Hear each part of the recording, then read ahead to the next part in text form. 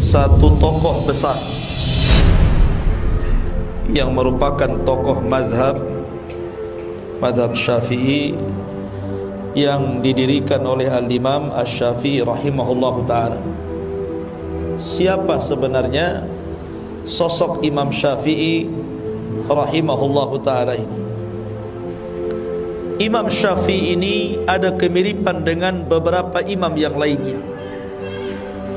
Di antaranya bahwa dia ditarbiyah oleh ibunya, karena Imam Syafi'i itu terlahir yatim, sama dengan Imam Ahmad. Dan rata-rata para imam, mereka ditarbiyah oleh orang tuanya, maksudnya oleh ibunya. Lah Imam Syafi'i rahimahullahu ta'ala itu berjumpa nasabnya dengan nasab Nabi pada Abdul Manaf. Jadi Abdul Manaf itu memiliki beberapa anak. Salah satunya adalah Hashim dan juga Al-Muttalib. Kalau Nabi SAW itu nasabnya sampai kepada Hashim, tapi kalau Imam Syafi'i nasabnya sampai kepada Al-Muttalib, tapi sama-sama ketemu di Abdul Manaf. Artinya Imam Syafi'i itu masih ada kaitan dengan Ahlu Baiti Rasulullah sallallahu alaihi wasallam, masih masuk pada keluarga Nabi sallallahu alaihi wasallam dan berjumpa di kakek buyutnya Rasul, Abdul Manaf. Akan tetapi walaupun Imam Syafi'i jalurnya sampai kepada Abdul Manaf, kita tidak mengenal bahwa dia seorang ahli bait. Yang kita kenal dia adalah seorang imam besar, imam cerdas, bahkan dikatakan mujaddidul ummah, pembaharu umat. Sampai-sampai ada ulama mengatakan bahwa Allah Subhanahu wa ta'ala akan membangkitkan setiap 100 tahun sekali ada orang-orang yang memperbaharui agamanya. Maka 100 tahun pertama Allah bangkitkan Umar bin Abdul Aziz, dan 100 tahun kedua Allah bangkitkan Muhammad ibnu Idris, maksudnya Imam Syafi'i rahimahullahu ta'ala. Bagaimana kisahnya? Di mana lahirnya? Bagaimana belajarnya? Bagaimana pujian ulama kepadanya? Bagaimana dia menjadi alim ulama besar? Dan bagaimana wafatnya, kemudian bagaimana tersebar madhabnya? Imam Syafi'i radhiyallahu an, menurut pendapat yang kuat, lahir pada hari Jumat, dan itu adalah Jumat terakhir daripada bulan Rajab pada tahun 150 Hijriah, tahun wafatnya Imam Abu Hanifah radhiyallahu an. Imam Abu Hanifah nama beliau An-Nu'man ibn Thabit ibn Zawta, salah satu ulama pendiri mazhab. Beliau lahir di Irak, wafatnya di Irak. Dan Imam Abu Hanifah wafat 150 Hijriah, tahun lahirnya Imam Syafi'i radhiyallahu anhu. Tempat lahirnya Imam Syafi'i, terdapat 4 pendapat ulama. Yang pertama menyatakan Imam Syafi'i lahir di Gaza, atau ada yang mengatakan beliau lahir di Asqalan, dan ada yang menyatakan beliau lahir di Yaman, ada yang mengatakan beliau lahir di Mina. Akan tetapi pendapat yang kuat, Imam Syafi'i radhiyallahu an lahir di kota, di kampung, di desa namanya Gaza. Gaza ini di Palestina. Kemudian beliau sesudah wafat ayahnya dibawa oleh ibundanya beliau ke Asqalan. Di situ di dalam Asqalan ada suku ibundanya beliau, Al-Azd. Karena kalau anak yatim dekat dengan keluarganya, dengan sukunya, dia pasti akan terjaga. Kemudian dibawa ke kota Makkah. Usia Imam Syafi'i pada waktu itu adalah 2 tahun. Mulai Imam Syafi'i tumbuh dalam taat kepada Allah. Beliau mulai menghafal Quran pada usia 7 tahun kepada qurra, ulama-ulama qiraat di Makkah. Kemudian sesudah itu beliau menghafal sunnah, mempelajari sunnah Rasulullah, usianya beliau 9 atau 10 tahun kepada ulama-ulama besar di Makkah dan Madinah. Kemudian beliau belajar bahasa Arab, mendalami bahasa di suku namanya Hudzail. Kemudian beliau belajar fikih kepada imam-imam di masa beliau seperti Imam Khalid ibn Muslim Az-Zinji di kota Makkah, dan seperti Imam Malik di kota Madinah, Imam Muhammad ibn al-Hasan Asy-Syaibani di Irak, salah satu muridnya Imam Abu Hanifah, dan murid-murid daripada Imam Al-Laits ibn Sa'ad, salah satu ulama Mesir. Istrinya beliau, istri atau Imam Syafi'i radhiyallahu an, cuma memiliki satu istri. Istri beliau namanya Hamdah binti Nafi' ibni Anbasah binti Amr ibni Uthman ibni Affan. Ini istri Imam Syafi'i radhiyallahu an. Anaknya beliau memiliki 4 anak, 2 laki-laki dan 2 perempuan. Yang pertama namanya Muhammad Abu Uthman, dan yang kedua namanya Muhammad Abul Hasan, dan yang perempuan namanya Zainab dan Fatimah. Imam Syafi'i menghafal Al-Quran pada usia 7 tahun, menghafal sunnah hadis Nabi usia 9 atau 10 tahun. Kemudian beliau mulai menghafal Muwatta Imam Malik pada usia beliau 10 tahun. Di antara usia 18 dan 20 tahun, Imam Syafi'i radhiyallahu an pergi ke kota Madinah agar beliau belajar kepada Imam Malik ibn Anas. Siapa yang tidak mengenal Imam Malik?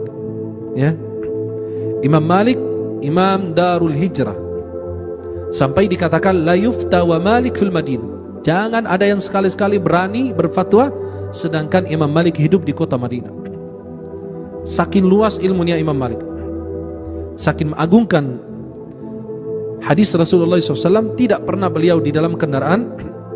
Imam Malik ditanya tentang hadis, lalu dia menyampaikan harus turun dari kendaraan, duduk, berwudu, bersuci, baru beliau menyampaikan hadis, dan tidak menyampaikan hadis dalam keadaan terburu-buru radhiyallahu an. Bahkan kalau menyampaikan hadis Nabi, beliau mandi menggunakan pakaian yang rapi, beliau menggunakan parfum, baru duduk menyampaikan hadis Rasulullah Muhammad sallallahu alaihi wasallam. Imam Malik termasuk orang yang mengagungkan hadis Rasulullah.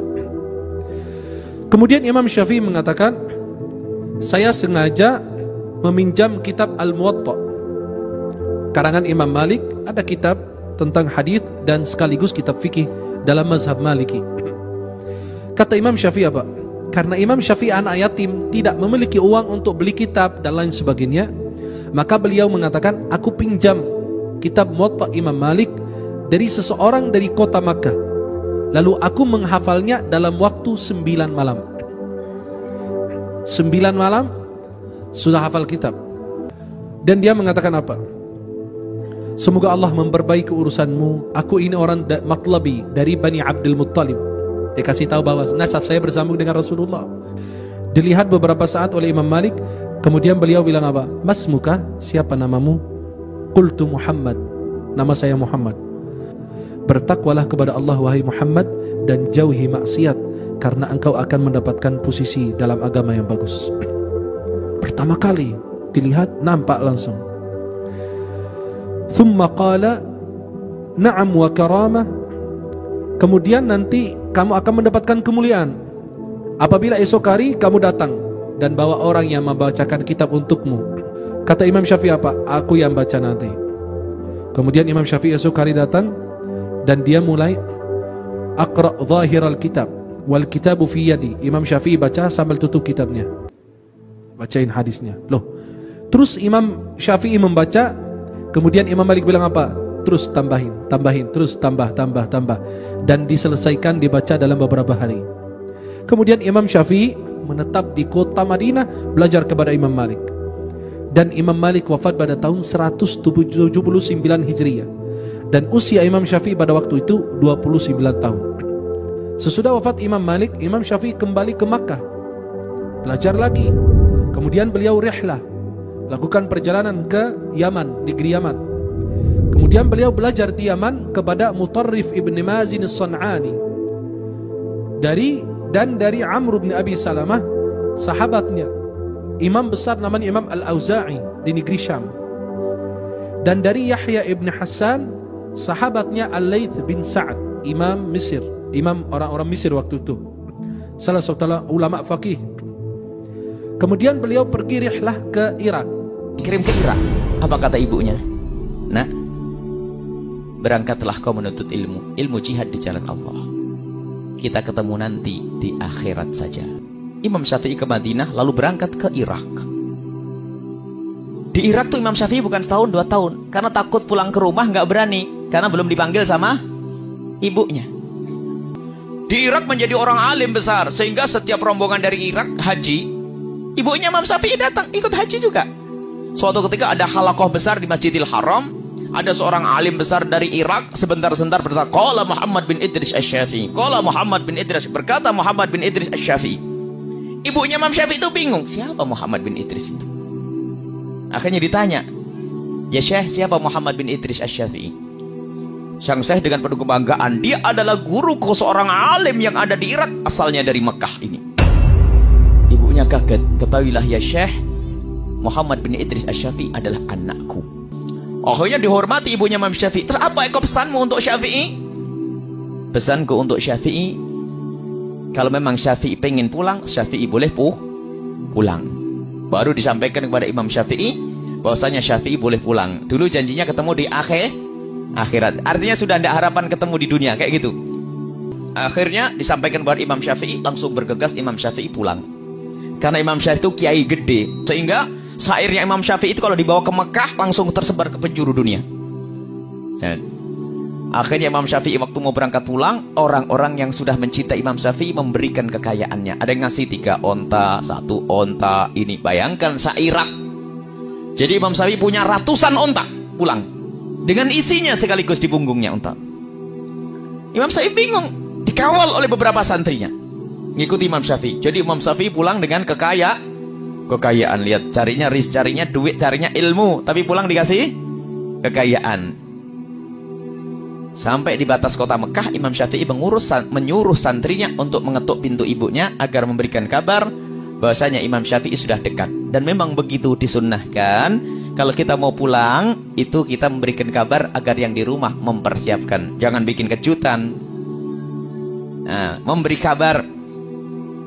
Setelah diketuk pintunya, menjawab ibunya, siapa ini? Saya muridnya Syafi'i, Imam Syafi'i. Kenapa? Imam Syafi'i sudah di tapal batas kota Mekah dan dia sudah mau masuk. Ibunya bertanya, Syafi'i bawa apa? Dengan penuh kebanggaan muridnya Imam Syafi'i bercerita, Imam Syafi'i membawa ratusan onta. Ditutup pintu, aku menyuruh Syafi'i ke Irak bukan cari dunia. Katakan kepada Syafi'i, Syafi'i tidak boleh pulang ke rumah. Ini bawa onta banyak, marah ibunya. Aku nyuruh Syafi'i ke Irak bukan cari duit, bukan cari onta. Akhirnya sampaikan Imam Syafi'i, gemeteran dia nyampaikan, ya Imam Syafi'i, ibumu marah. Kenapa? Ibumu bertanya Syafi'i bawa apa? Terus, ya aku bercerita kamu bawa onta yang banyak. Salah kamu, jangan ngomong gitu. Baik, sekarang aku panggil warga Mekah. Semua ontanya, hartanya dibagikan kepada semua penghuni Mekah. Yang ada hanya kitab saja. Sampaikan kepada ibuku, dikentuk. Siapa ini? Aku murid Syafi'i. Kenapa? Ontanya Syafi'i sudah dibagikan semuanya, yang tertinggal hanya kitabnya saja dan ilmunya. Ya sudah, kalau begitu Syafi'i aku tunggu. Allah. Ada 2 hikmah. Yang pertama, ibu yang baik itu tidak menjadikan anaknya sapi perah untuk cari duit. Itu loh, ibu yang benar. Yang kedua, kalau ibu ngelepas anaknya sukarela, ditemukan lagi oleh Allah di dunia. Lihat, rela, padahal ibunya Imam Syafi'i ngelepas anaknya, nak ketemu di akhirat. Loh, pol-polan ini. Jadi mondok baru 4 tahun, sudah lama. 3 tahun sudah lama. 18 tahun saya mondok itu.